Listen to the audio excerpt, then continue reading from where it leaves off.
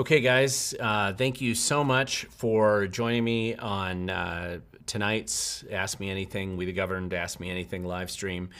I know I usually do these on Tuesday nights, so I appreciate anybody logging in right now on a Monday night because this normally I would be, I know I normally have these on a different day.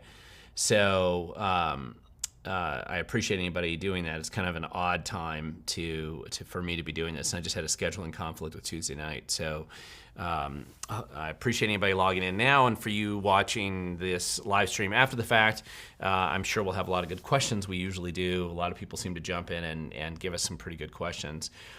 The one thing I wanted to say is if you are on the live stream and I saw you at the Cowlitz County Lincoln Day Dinner where I was the MC on Saturday night, it was great to meet you there. Thanks for coming up. There were a lot of people in that room who watched a lot of my videos, and that was kind of a humbling experience for me to realize when I asked that question up front. Also, thank you for treating my daughter so nicely. A lot of times my kids don't go to these events, but she wanted to come to that event. It was fun for me to bring her there and to just get the feedback that everybody had. And I was glad she was willing to come up and Vanna White some of the live auction items later and let me put her on the spot and embarrass her as dads are likely to do. So it was it was great to see everybody there, and it was a good event. And as always, for those of you who are interested, I'm going to be in Moses Lake. I know there's an event on Saturday out of Moses Lake that I'm going out to speak at. And I believe that's going to be one that the Republicans are hosting out there in Grant County. So hope to see you there if you're in Moses Lake. And so I really appreciate, again, the real positive feedback that we had, that I have pretty much everywhere I go. It's not that I don't get yelled at by leftists sometimes, but there's a lot of positive feedback when I go to some of these events, and that's always good. And feel free to give me any of your constructive criticism as well. The only way you make anything better is to get feedback from people. A couple things I want to point out here. When you're going to ask questions, try to make sure that that you're saying at We the Governed. It's just an easier way for me to spot the questions as they're coming up, and try to make sure that you're focused on actually asking questions. And if you have commentary, it's a little bit hard because I have to kind of sort through all of the questions to kind of find, or all the commentary to try to find the questions in amongst the mix. Today I did my videos instead of on Tuesday, so I recorded 2 different videos today, and I want to talk probably about a couple of these subjects. One of the videos is about this, the sex predator policy program that they had last Thursday, where the state board that determines how they basically the legal policies that they handle violent sex predators or just sex offenders in general in Washington State.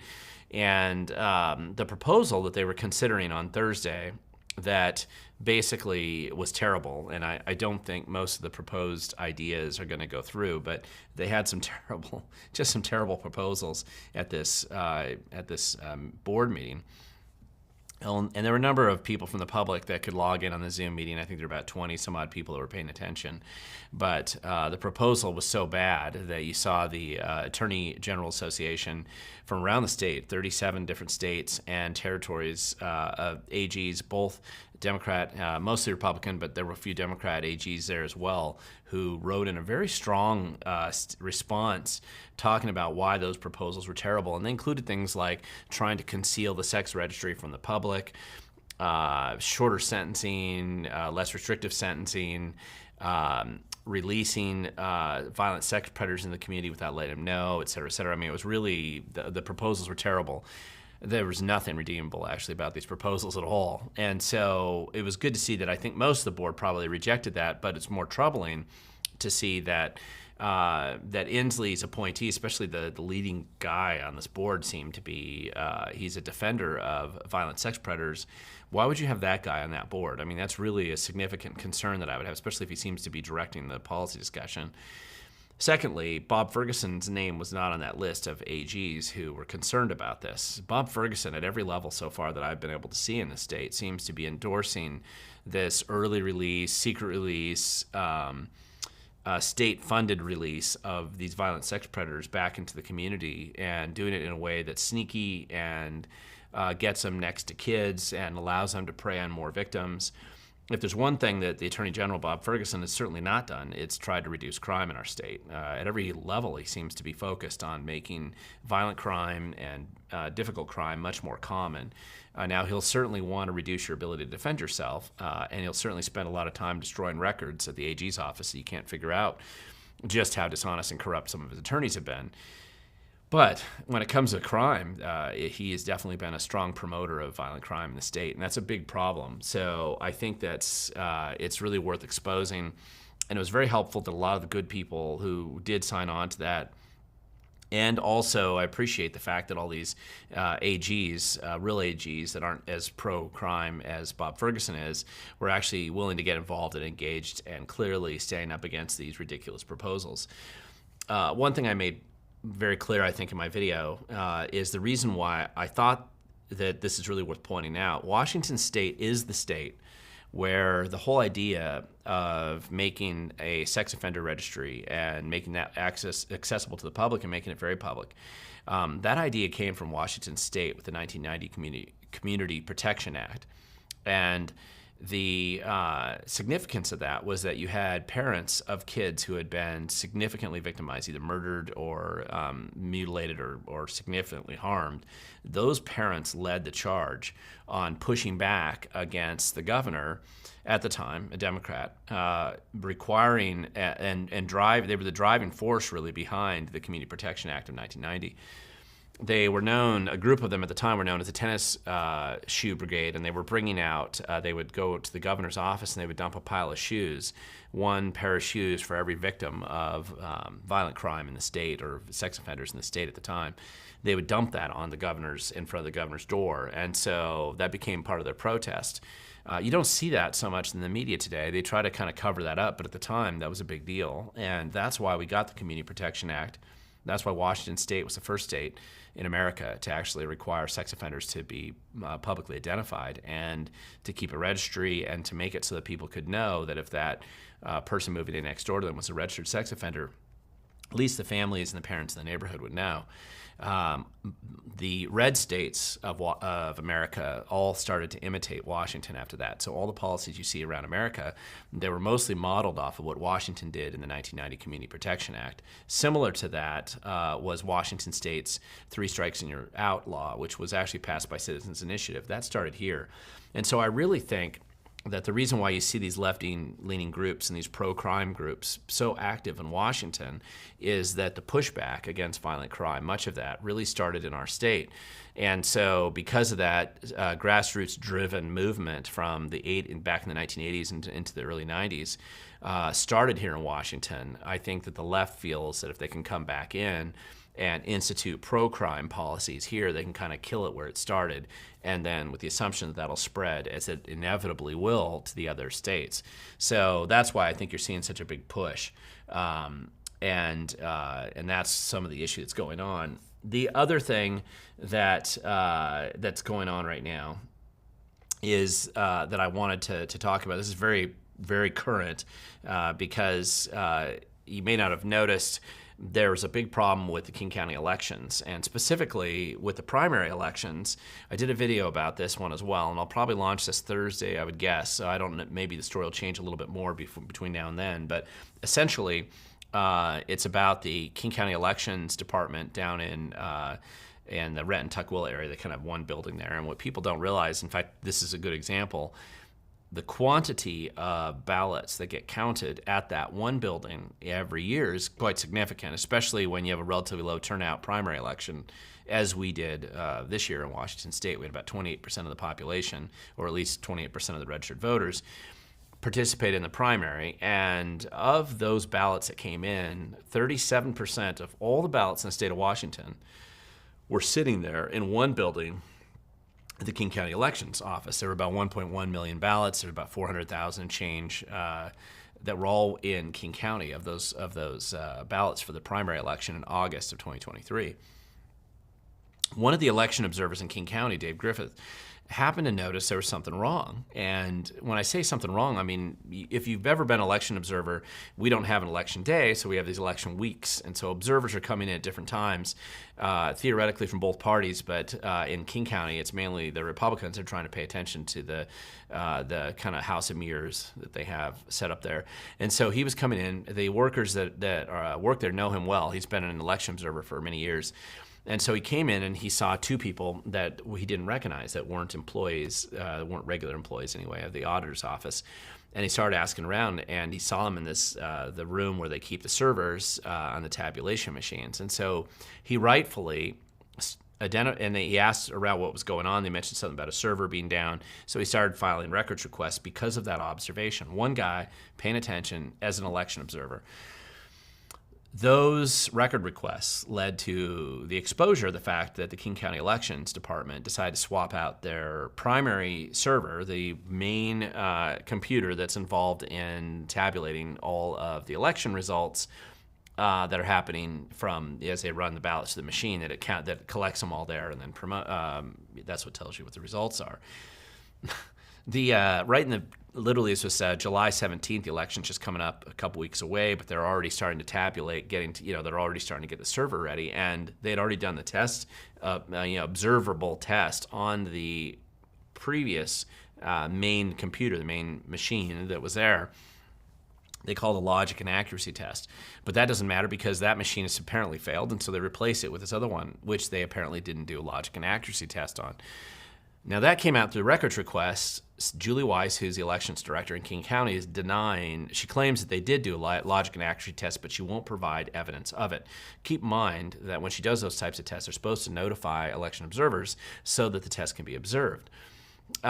She's unable or unwilling to provide whatever supposed result came out of this election, the logic and accuracy test, which is a bogus test anyway, but they make a big deal out of it. And so there were apparently all kinds of error codes or all kinds of problems associated with whatever test, so-called test, that they might have done. And there's zero proof that they've done it. There's zero public proof that they can provide or are willing to provide that shows they did it or that it passed. And to make it matters worse, when they filed records requests for the video cameras that are located there, there's like 50 video cameras there in King County Elections, and the only two that covered that room conveniently were both down just for that point. Any of you have ever followed the Epstein story, you know what that's like. Whenever there's a crime committed, conveniently the video cameras are down.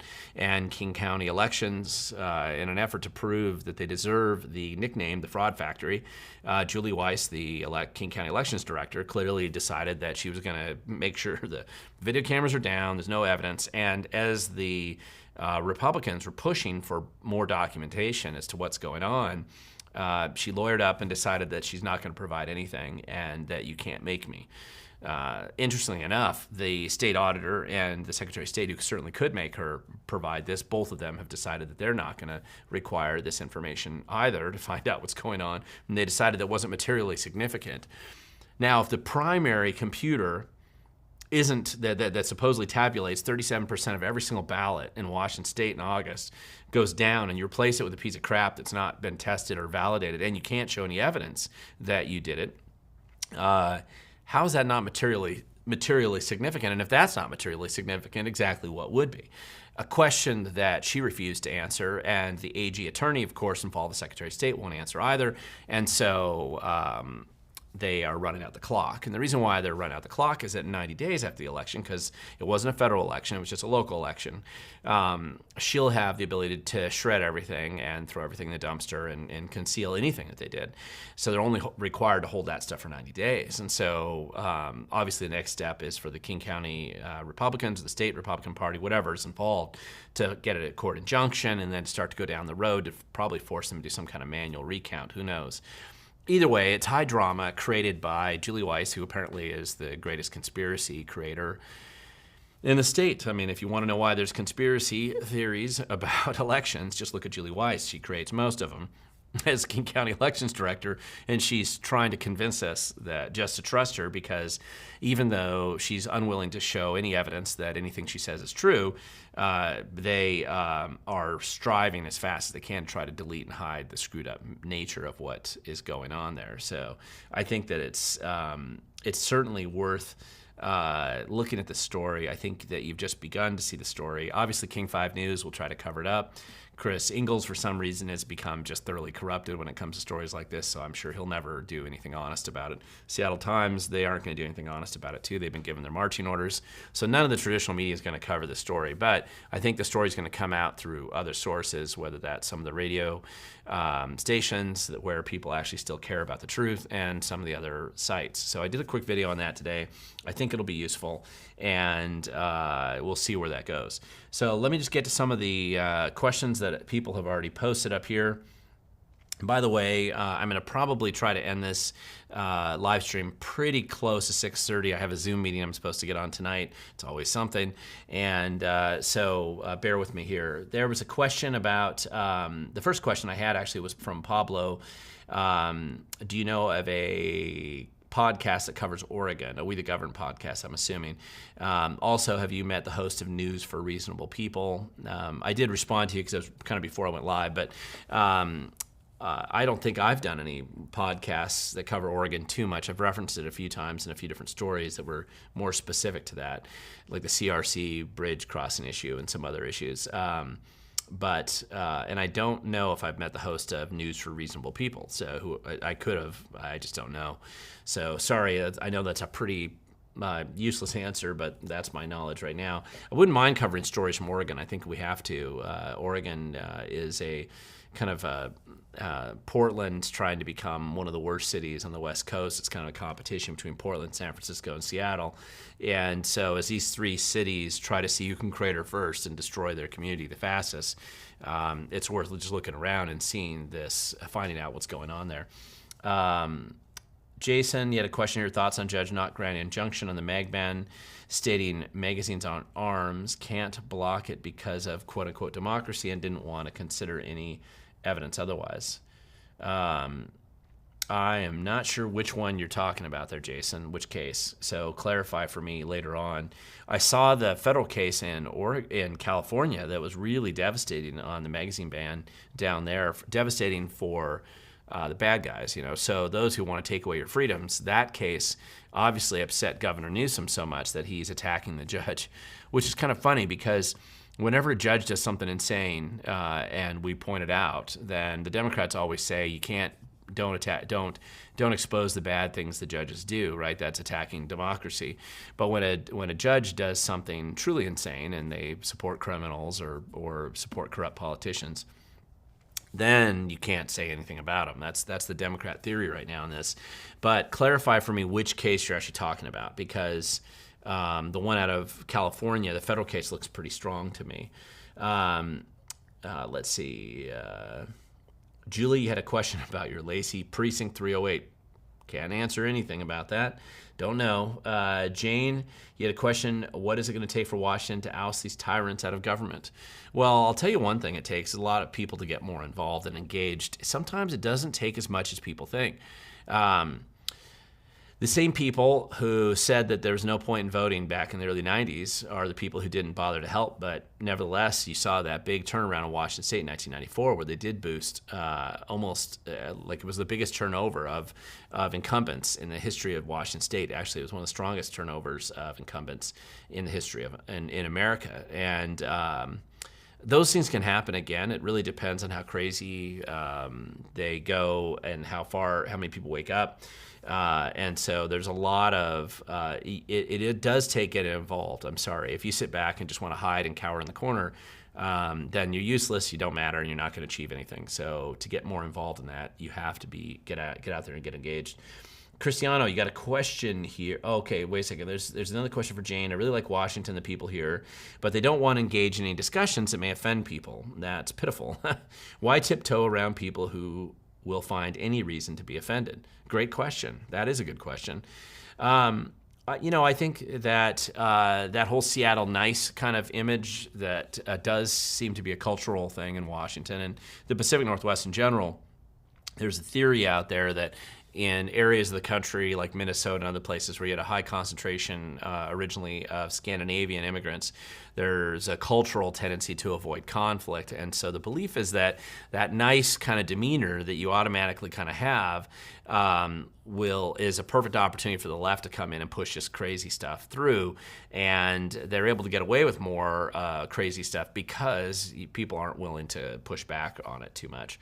So that fear of offending people, I think, comes back to that kind of culture. Listen, I'd rather live in a society that it wants to be respectful of others, but at the same time, you do have to step up and realize when somebody's just going to use their fake "I'm offended" sort of attitude to prevent you from speaking, that is not a good reason not to speak. You should always speak up at that point in time. Cristiano, do you know if Texas is sending illegal immigrants via buses to our beautiful and lovable Seattle, or even the immigrants want nothing to do here? Good question. I'm not aware so much of buses coming to Seattle. They might be, but most of the focus has seemed to be send them to Chicago and New York, LA, and some of these other places, and so Washington, D.C., and it seems like they're getting more political value in sending them there. And remember, there's a little bit of political theater here.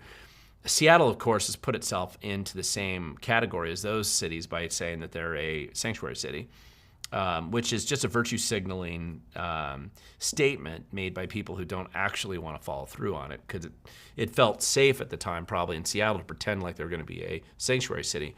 And remember, they like bringing in people who can be taken advantage of because they can register them to vote, they can manipulate them for census data results, they can create this underground economy, and there's all kinds of other things that bad people will benefit from bringing in a bunch of people who are illegals, not U.S. citizens.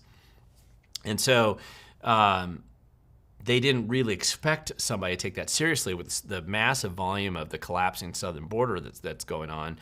It's understandable that states like Texas and Florida and others are going to send them north. They make more of a political impact, though, if they go to New York and Philadelphia and Chicago and D.C., because we don't even have politicians out here that anybody in D.C. has any respect for or cares about. So they're not going to really, I don't know that may be one of the reasons, actually, why they don't send them to Seattle. That's my theory right now, but we'll see. Stephanie, you got a question here. Is it possible to get rid of the machines in voting? And I'm assuming that's what you mean is in voting. And the answer to that, I think, is it is. The more chaos, I think, that results as we just are seeing right now. I mean, this is a story as current can be coming out of King County. The more stories like that, I think the greater the tendency to you moving down that road where people want to just see the recounts, or I should say want to see physical counting rather than relying on a machine to do it for them. One of the things to remember is that the worst system I think you can have is actually the electronic, where they don't have any paper at all involved, and that people just go up and doing the touchscreens. There's nothing to figure out whether they're even remotely in the ballpark of what's really going on in operations like that, and we don't have that in Washington. We do have paper, so there's a ballot of some kind that you should be able to go back and vet and do a hand recount, or at least be able to physically recount it. So I do believe, as I've said many times before when I've talked about election issues, that the fluffy voter rolls, the crufty voter rolls, the manipulation of the voter rolls, most documented fraud that's occurred in Washington State that's been, beyond a shadow of a doubt documented, it's usually involving flooding the voter rolls or something like that. And really this goes back over 150, 170 years in this country, where that's, and why change it, right? If you're able to get away with that and you're able to build fake voter rolls, just like they did in Reconstruction South, just like they did in Tammany Hall, New York, just like they did in Chicago. If you're able to get away with that, why would you change? It's a low exposure sort of activity that allows you to kind of do dishonest things. So, but I do think that a lot of the way the elections are done now is going to probably end up changing because of the inevitable kind of cascade effect of problems that go on. Jason, you're asking Washoe County, Nevada had the cameras go down. Yeah, that's true. They did, and it's funny how so conveniently they just had all these cameras go down whenever there were weird things that happened in these election offices. I'm sure that's entirely coincidence. Cooper's loan asking, do you think we'll see any gun control measures passed during the upcoming legislative session? I'm skeptical that we'll see any, and mostly it's because of the high drama of other issues that are going on. What typically happens is that people, elected officials in Olympia, are probably more likely to do stuff during the long session, which we just had, because we have every other year they have a long and then short session. It's theoretically about a month difference. And what happens in the long session, which is the one we just finished here in 2023, that's when they set the budget, which is really the big fight. That's the big issue that political insiders care about. That's the grifting machine. They're kicking cash out to their friends. This is why people contribute money to these guys. So the grifting operation goes on. And the Republicans have very little to do with it because it's entirely determined by the Democrats, and they drop the budget at the last minute. And the Republicans are weak, and they don't really know how to deal with the budget issues too well. That's the big fight. Now that's done. You'll have some modifications to the budget that come up, and there'll be some fights over that. But generally, what the objective of the legislators, both in the Senate and the House, when they go into Olympia this session, they have an election. About half the senators and all of the legislators in the state will have an election in 2024. And so what they want to do is get through that session so they can go back and campaign. Because during the session, there's a freeze 30 days before, 30 days after. They can't fundraise, they can't, or 30 days before anyway, going into, they can't fundraise, they can't campaign, they can't do anything. And so if there's people running against them who aren't in the legislature, they get to do campaign and fundraise and do everything they want while the session's in play, and the incumbents want to get back and start raising money. So there's a lot of incentive for them to kind of get through and get things done. Generally, because of all the lawsuits that are going on right now, the federal cases that are rolling back some of the stupid legislation, anti-gun legislation that was passed, and the chaos in D.C., the incumbents are going to want as quiet a session as they can get away with, because they're looking towards their next election. And I think that you have to remember how that kind of happens. Let's see. Bobby, let's see. You had a question about this. Bobby, how do you feel about Semi Bird and the whole recall fiasco? I was surprised to see them gather almost 20,000 signatures in less than 4 months. Well, if you get enough money, you can go out and actually do a recall on anybody. Here's the key here. Recalls in our state, Washington State, generally work like this. You need two different judges. You need a judge at the lower level to say yes, and then you need the Supreme Court to uphold it. Generally, that's how it goes. So if you apply, and misfeasance and malfeasance are generally the requirements to do a recall. And there's two sets of rules. So if it's a Republican, it's pretty easy to generally get a recall approved, as they did in Pierce County when they were trying to take out the auditor treasurer a number of years ago, as they did in Snohomish and Thurston as they were going after the sheriffs. But when it comes to going after Democrats, it's a totally different rule. They usually try to get rid of any of those recall efforts, which is why most recall efforts aren't going to succeed. The Inslee recall effort was very unserious, not taken, not even drafted in a way that was realistic to get through that process. But you have to go through this legal process of approval before you can go out and collect the signatures. So it's not as hard to do it at a local level if you can get it approved, if you can get through that process. Collecting a relatively small number of signatures is not as tough as you think. And if I remember right, they had to do it in 90 days. I thought that was a requirement there. But anyway, the biggest sin that Semi Bird committed was that he was opposed to the mask mandate, which he clearly ran on, which he clearly wanted, which the people wanted. And you can run an oddball off-year election and be able to pull off some recalls, and that's what got him. So there's a question here, Rex. You're making this point. Yeah, I would sign all these initiatives. I've told people this. I've done some videos on this. I interviewed Brian Haywood, who's the primary sponsor of these initiatives. The left is completely having a complete meltdown right now, and you don't have to believe me. Just read the Seattle Times article from this last weekend. Read the Northwest Progressives article from a couple weeks ago.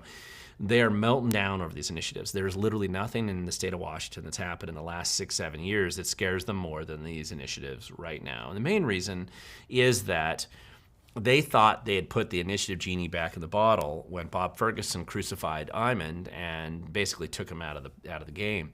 And to see a liberty and freedom sort of oriented initiative process coming out of the, starting up, one that's managed more efficiently than the consultant, let's rip off the Republican donor program, that usually you'll see on the Republican side. If it's not Eyman, that's usually been the profile in the past. That's what they're concerned about, and it's not just one initiative, right? It's 6 of them all at once. So these 6 initiatives suddenly are getting all this traction, all pushed through all at one time, and the left is not totally ignorant of what the Public Disclosure Commission reports, and you can see on the Let's Go Washington and the group that's primarily behind pushing these initiatives, you can see that they've put enough money in that it's very realistic that they can get over the top now. That's why they're freaking out.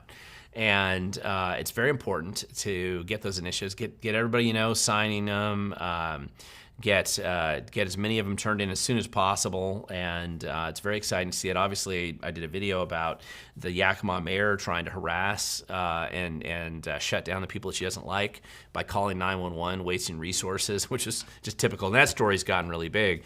And that video that I put out, it has about 43,000 views, and it's gotten a lot of traction. So it's very important to get those signed and get out there. There's nothing the left fears more.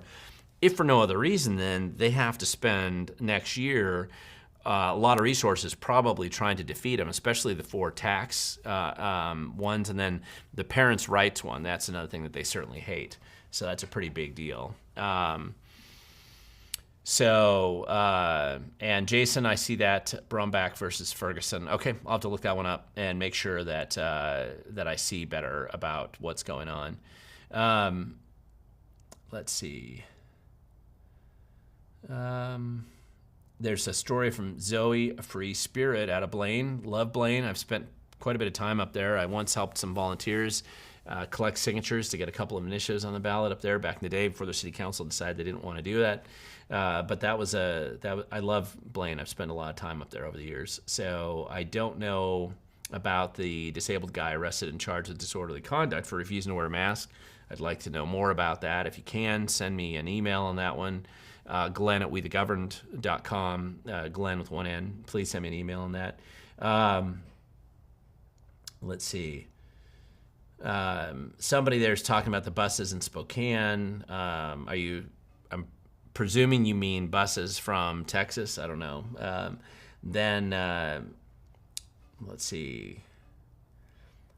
Sorry guys, I'm just trying to find this. Andrea, I keep hearing anecdotal stories about homeless being bused from Seattle and other states over here to Eastern Washington. Do you know anything more? Andrea, yeah, absolutely. Yeah, they're busing basically drug addicts out of Seattle everywhere they can send them. And one of the places I think that they're focused on sending them is Spokane for sure.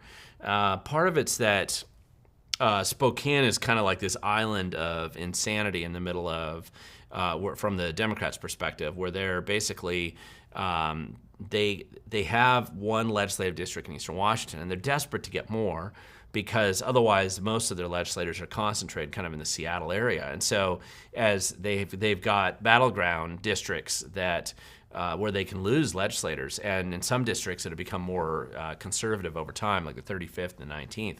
That used to be, which is Mason County area and Southwest Washington area. As those areas become more Republican, they're never going to get a Democrat in there, at least no time soon. And so as these areas shrink, their geographic coverage is shrinking as well. So they really are desperate to get some Democrats elected in Eastern Washington to the legislature. And Spokane right now is kind of their last little spot, and they're desperate to bring in more voters. And there's nothing better than a bunch of drug addicts because they'll pretty much sell their vote for nothing, for a hit of smack or meth or whatever. And so they are busing these guys out. But the people who are doing it are mostly these nonprofits that are grifting off of the taxpayers. In Spokane, you got that Fools for Jewels campaign project. What a disaster. It's completely ridiculous that you're spending money on it. And in Yakima, you got a variety of groups that are doing the same thing there. Yakima is another area that the Democrats seem to be dumping a lot of resources. But what they're doing is trying to export drug addicts there, using their presence, even if it's just temporarily, to at least get ballots sent out there and justify why they would have those. And who do you think's filling out those ballots and getting them? I don't know, neither does anybody else, but I guarantee they won't be voting for Republicans. So that's one of the reasons why I think you're seeing that. So it is happening. Don't think it's not. Pay attention to those defund those leftist groups that are running these grant grifting operations. None of them are good. They're all dishonest. Most of the people running them are kind of crooks. They're grifting the cash off. That Jules story out of Spokane, where here these guys get this grant, and then what's the first thing they do? They take the money and go down to Las Vegas, live high on the hog, do leadership training programs, have fancy meals. Just that's your taxpayers at work, your taxpayer dollars at work. That's what they do. They don't care about the homeless at all. They don't want to solve the homeless problem, because if they solved it, they wouldn't get as much money, which is why the more money you give to those groups, the worse it will get. And that's just always the way it is. Brendan, you got a question. Have you covered the recent Washington AG's office trying to bury carbon tax transparency in consumer energy billing? Yes, especially the conflict this poses with Washington rights of information law. I haven't talked about that too much, and actually I believe that this came out of a Washington Policy Center post by anyway, I'm pretty sure that's where it originally came, and it was Todd who had uncovered that, Todd Myers. And it was a great catch, because he was able to expose the fact that Bob Ferguson was threatening Puget Sound Energy and others, and making them hide the fact that they were having to jack up rates because of this carbon tax scam. And that was just classic. There has never in the state of Washington been more corruption and scandals than what we're seeing right now coming out of the Bob Ferguson's office. We've never seen this volume of scandals coming out of the AG's office. I thought Gregoire was bad when she was in that office before she became governor, but Ferguson's just 10 times worse. And that scandal is a good one. Between that and destroying public records at every opportunity, there's nobody who's done more to destroy and damage the office of the Attorney General than Bob Ferguson has. Jason, you got a question. What's your thoughts on the New Jersey senator fiasco? Finding cash stuffed in his pockets, gold bars everywhere, and Mercedes in the driveway. Well, so here's, you got the senator, right, that everybody knows he's been corrupt for a long, long time. There's no doubt about it. It's well known. The biggest sin that he's committed two cardinal sins. Not being corrupt, that's pretty common in D.C., and I think most of the elected officials back there are corrupt, including, unfortunately, more Republicans than there should be.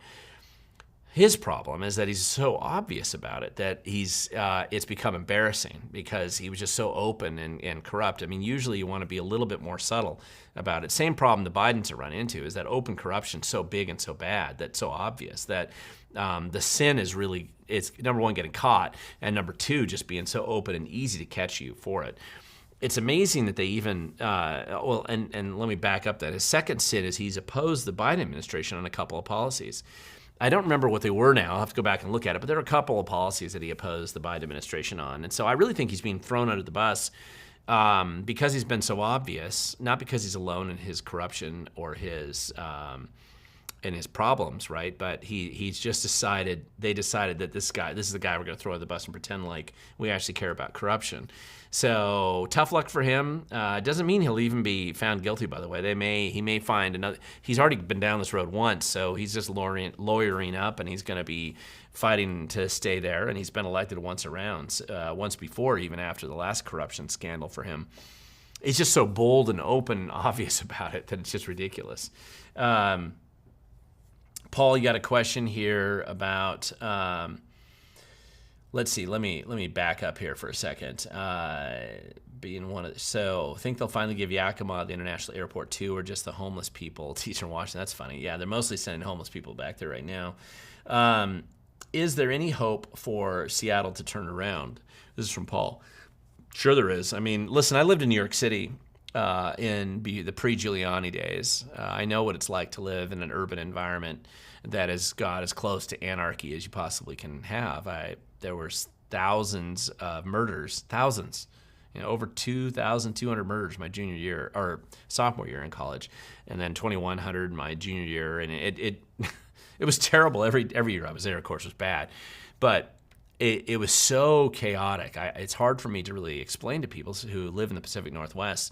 Nobody here has ever lived in an environment in the Pacific Northwest as bad criminally as Seattle or as New York was when I was there. And to see that city turn around when one guy gets in there and really turns it around, the number of registered Republicans in New York City when Giuliani got elected was very small. I mean, microscopic. And the fact that he ran as a Republican and got elected was amazing and shocking to everybody. But people were just sick of it, and they finally decided that they wanted to turn it around. That's what Seattle probably has to go through. Or because there's more than just Seattle and Washington, as Seattle empties itself out and other challenges occur, if you're able to get a majority in the legislature, I think you're able to institute policies that would probably start helping Seattle as well. But right now, as long as Democrats are going to run it, they seem to be primarily focused on destroying the city as fast as they can. And in the process of destroying it, because sometimes it becomes a little obvious, they are exporting the destruction with these drug addicts that they're sending to Yakima, or they're sending to Burien or Normandy Park. Yeah, that Normandy Park story I did that video on last week about Clockwork Orange meets Seattle Nice. And, you're really talking about Seattle criminals that just simply stole cars and came down to Normandy Park. You don't run away from this. This follows you. If you're in Idaho, the crime in Washington is going to follow you in Idaho. Bad, dumb ideas that you hear from Seattle. Boise is considering the same things. Missoula, Billings, Montana, Denver, Colorado, even in Utah, shockingly. I mean, even in places like this, these bad ideas start somewhere and they spread. Just like good ideas will start somewhere and spread. And so you just simply have to find a solution. And if you're going to run people for office, they need to really run campaigns. They can't just be flash in the pan, show up one day and then disappear when they lose their primary. You really have to have more of a longer-term plan on how you go and push back. AB, you have a question, what are your thoughts on what the governor of New Mexico tried with firearms, and do you have concerns for this too in Washington? Well, the New Mexico governor, I did a video on this a little while ago.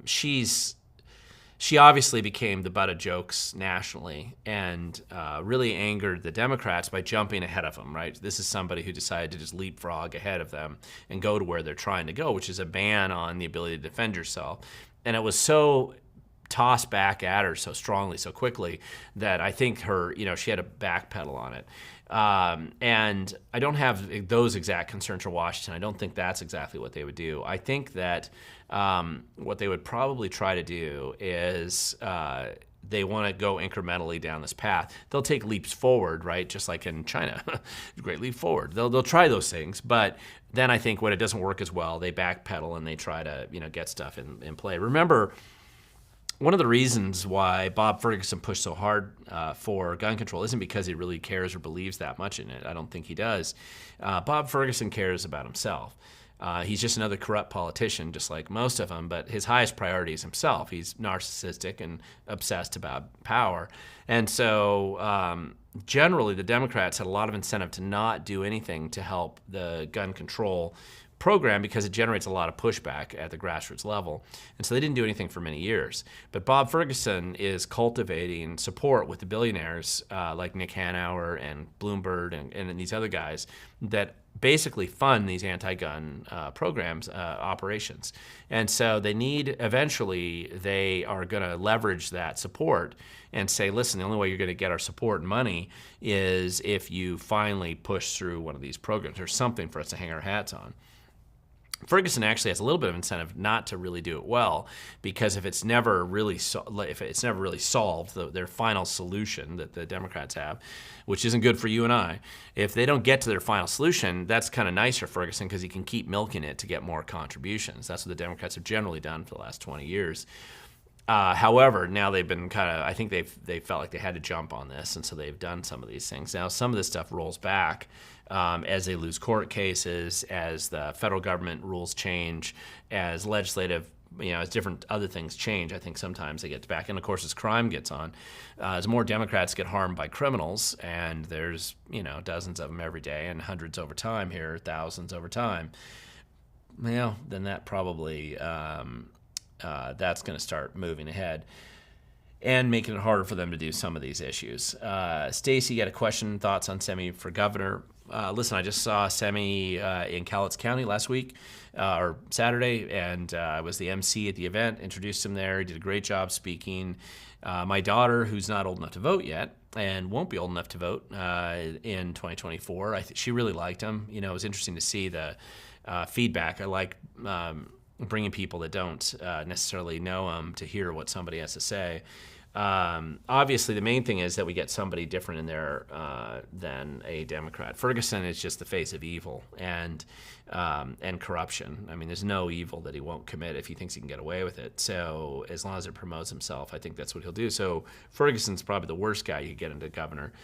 Although sometimes it takes bad people to get in to convince people to go a totally different direction.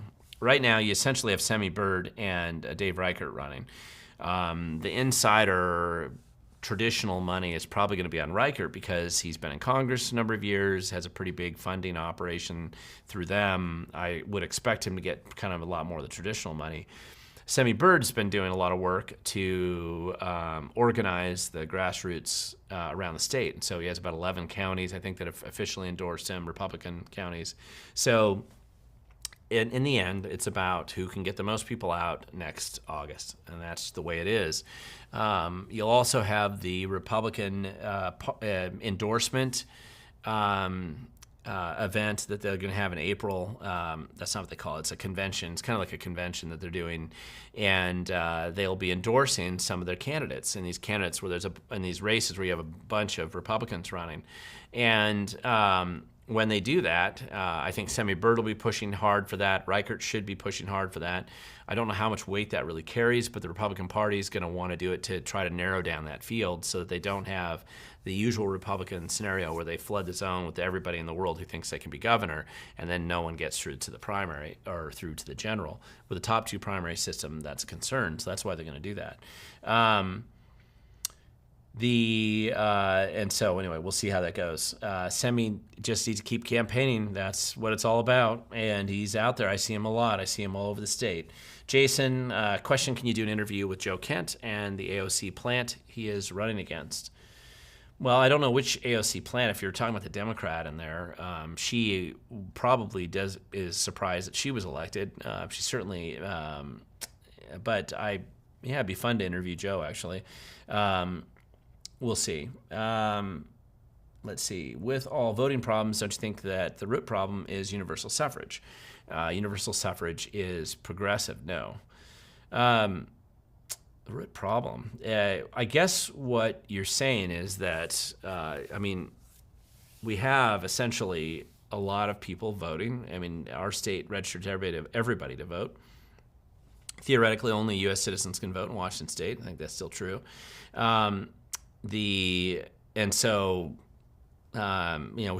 elections really require a lot of work to fix some of these problems, and some of it's not as hard as people think. Cleaning up the voter rolls is a significant process. The other thing is you can't have this long, drawn-out election process. It needs to be shortened down, and they need to tighten it up. You're not going to get there instantly overnight. You have to do policy changes, I think, along the way. Unless there's something federally that changes it, we have to just keep working on that. Let's see. Jack, you're saying that the crime is getting so bad I don't think Seattleites can even tolerate it forever. Well, you'd be surprised what people can tolerate. If you're delusional and you're religious about your delusion, which I think is the experience I've had with most leftists, it takes something significant to happen to them for them to actually change their religion. So their religion is that leftism is great, and there's no level of decay that occurs around them that's going to convince them otherwise until something, when I see them change, it's usually a gradual change. Maybe it starts with their house being broken into or being victim of a crime that's not unusual, or they lose their job and they suddenly realize that all the promises that were made to them are a lie. I don't know. Those types of things, that tends to be what changes it. When their dreams get destroyed by the agenda that they've supported, then they start to change. Charles, you have a question is this all a property values game? And I know that's a theory that's out there where people say that somebody's playing this game to devalue the property of the cities, and then they come in, they buy a bunch of the cities at distressed values. BlackRock comes in and buys Seattle, and then that's their big turnaround. I'm sure that some people are going to try to manipulate it that way, but I I think you're assuming a level of competency and planning that that even if people have plans like that, to implement them doesn't necessarily work the way that they always plan. So we'll see. We'll see how it's going. It depends where you live. Let's see, Lisa Brown. Yeah.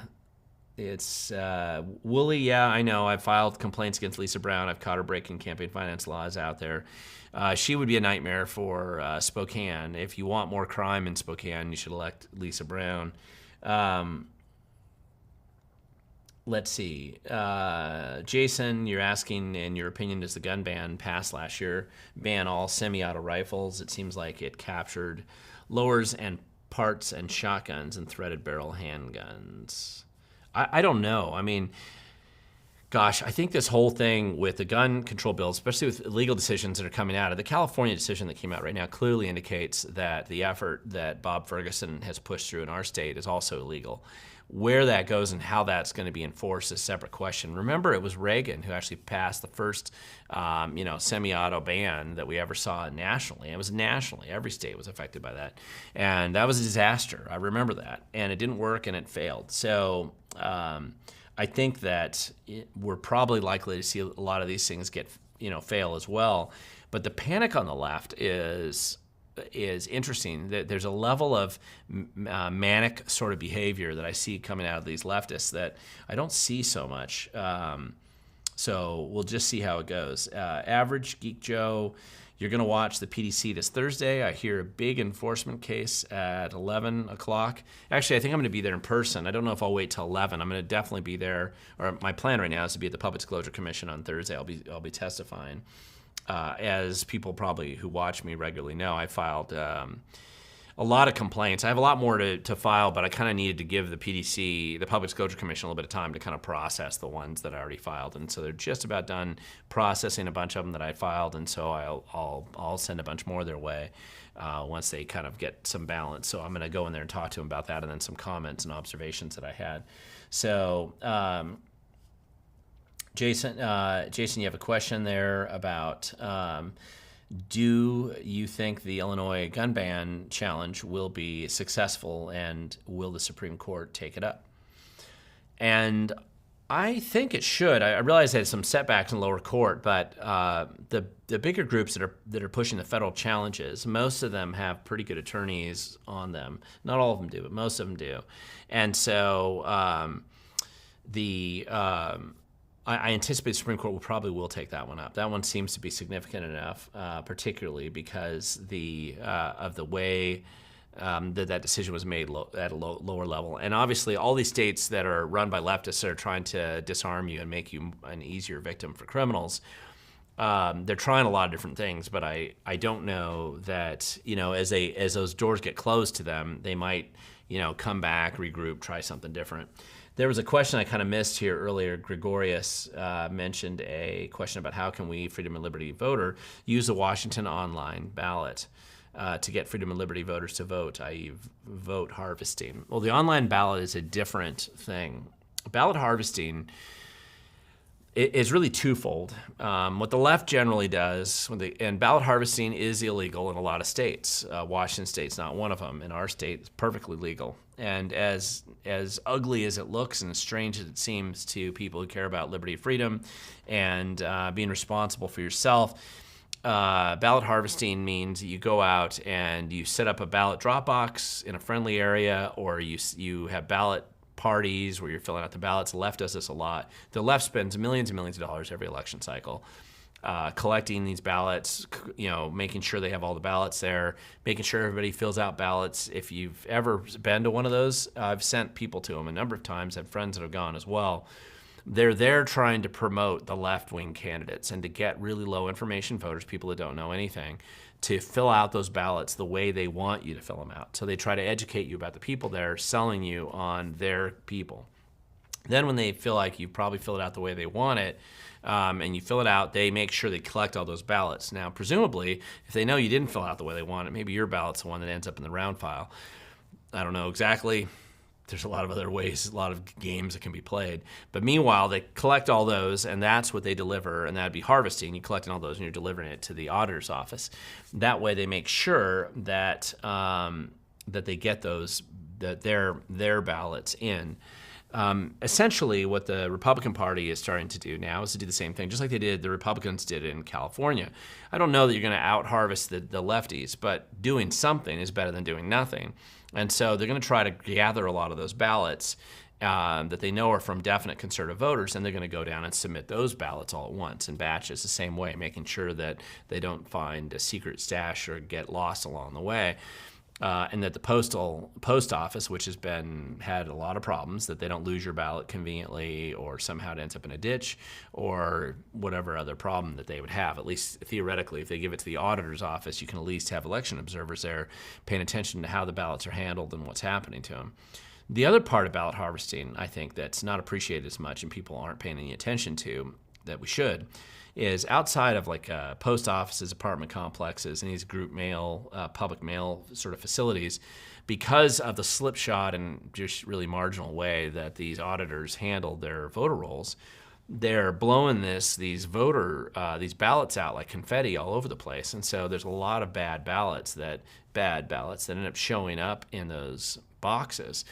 And the people who really live there oftentimes will take the bad ballots and they'll just throw it in the garbage, or they'll leave them out on the counters. And I think collecting those ballots up so that bad people don't fill them out and turn in fake ballots is a big deal, because the signature matching process that they have is marginal at best. In fact, frequently I don't think it's used effectively anywhere. So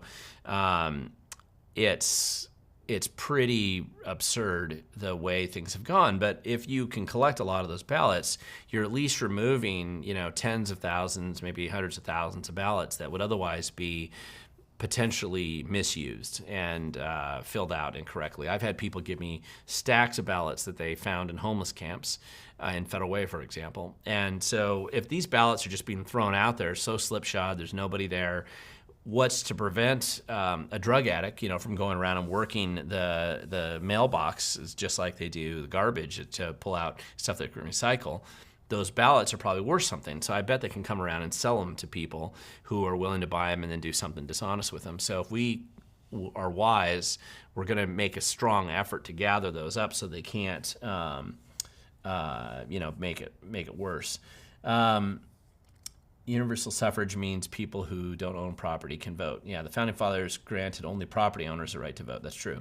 What are your thoughts on abolishing universal suffrage? Well, the idea on that, right, is just the universal suffrage argument, originally the property owner sort of argument, was that they were basically saying that, listen, if you don't have property, you don't have a vested stake in society, and so therefore you can't vote. But that discussion ended a couple hundred years ago.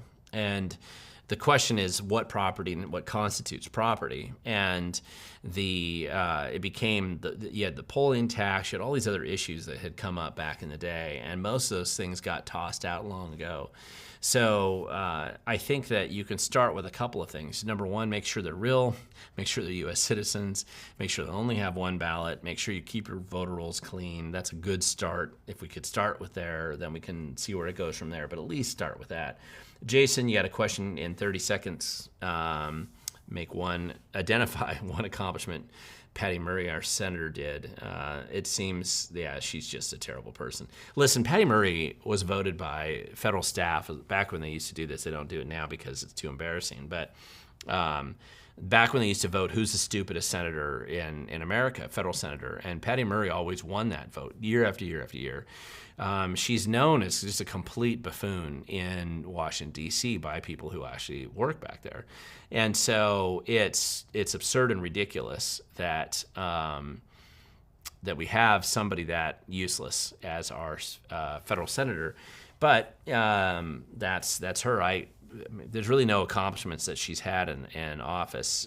She argued about having tennis shoes, when that was a big reason to vote for her when she ran, and she's gone downhill since then. So Yeah, Stephanie, my husband got 3 ballots in 2020, 2 go to P.O. Box and 1 to Street Box. Yeah, and if you filled out all 3 of them, most likely they would all 3 be counted. And if they didn't, then they'd send you a naughty, naughty letter, right? I mean, that's just how it works. So that's one of the problems. Karen, you got a question here. I've been being charged state and county taxes for online orders. Is that legal? Not all the companies I have encountered have charges a county tax. Well, it kind of depends on where you're at. I mean, in Washington, so it's a sales tax is what you're referencing. Theoretically, one of the big arguments originally against internet businesses were that, hey, these companies set up somewhere and people are buying stuff from those places and they're not paying their local sales tax, right? So the brick and mortar businesses lobbied hard, and the government has supported this idea of, listen, there needs to be an even playing field, and these businesses need to charge you sales tax, whatever your sales tax is locally. And that really matters in a state like Washington that has such a high sales tax. So a number of years ago, of course, they started implementing this. It's not hard to figure out because your zip code largely determines what your tax rate is. And as databases become much more computerized and they're able to track it, that's what they've been doing. And it is legal for them to do that. It doesn't mean they're always right. Pay attention to it. If they aren't, you can probably dispute some of it. But if they're right, then that's how it goes. So it's probably nothing illegal, but make sure they're right. And I'm assuming that on the county sales tax, what you're really referring to, there's a fixed state sales tax, and then counties and to some extent cities can add a little bit to that. And so if they're able to figure out where you live, then they're going to give you the sales tax that they think matches where you live, but they could be wrong. It's not illegal though. AB, how come you don't run for an office? Actually, I have run for an office. I've been elected. I was elected twice to the school board where I live, which mattered to me because all 4 of my kids are in that school district. My wife taught there. I wanted to really be on top of things to make sure that I could hold them accountable, at least be as familiar as possible to hold them accountable where I live. I ran once for office before then in 2010 for the assessor's office, and didn't win, probably my great fortune. That I didn't win. I owe that Democrat a lot for beating me because and the freak out that the left had when I ran for office at that time, because it gave me the opportunity to do this and be a little bit more effective than I would have been if I'd gone down that road.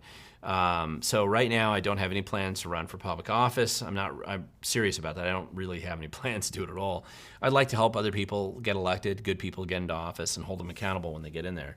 I think I can do more good in that capacity than I would if I was in office. We need good people in office, but there's not going to be many people willing to do some of the stuff that I do right now. So Arsenio, you got a question here about, are you aware of the DEI initiatives and movements in all branches of government in the state? What do you think of this movement, and what effects do you think it has? And yes, I am. Diversity, equity, inclusion. I actually call it the Diversity, Inclusion, Equity Program, which is DIE, D-I-E. It's actually a DIE agenda. And yes, it is affecting all branches of government. And not just at the state level even, it's seeped into everywhere. Obviously, it's racist and destructive and harmful and absurd. There's nothing good about it. It's designed to divide people up. At a bare minimum, it's a complete and total waste of money to help grifters who basically pretend to have some value in life be the people who come and try to push this agenda. They get paid a lot of money to do it. So it's terrible. It's a bad idea. And that's just ridiculous. So anyway, there's nothing good about it. It needs to be exposed. There's a question here, did I lose to Pat McCarthy? No, Pat McCarthy ran for state auditor. I ran for, county auditor, not the state. The only job I would take in government right now, and honest, this is true, I generally wouldn't want to work for government, even when I was offered a bribe once to be on the Shoreline Hearings Board in exchange for stopping my activism. That was really the trade that they had. It's another story by itself. But The only position I wouldn't mind having in government is to be if we had a Republican governor elected, I would actually work for him to downsize the state bureaucracy and to fire as many senior level officials especially, but also to shut down and eliminate some of these agencies and do it in an intelligent and a smart way. So that's the one job in government I would take, is firing and downsizing government as small as I possibly can. I believe in freedom and liberty, and the bloated government reduces our freedom and liberty substantially, and we need to have a smaller one.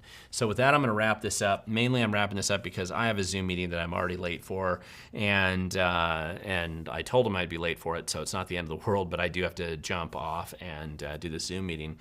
But I want to thank everybody for coming on, especially on a day that I wasn't not a lot of warning that I was going to have to do it Monday instead of Tuesday, so I appreciate everybody that jumped on. Hopefully you find these live streams useful and helpful and educational in some way.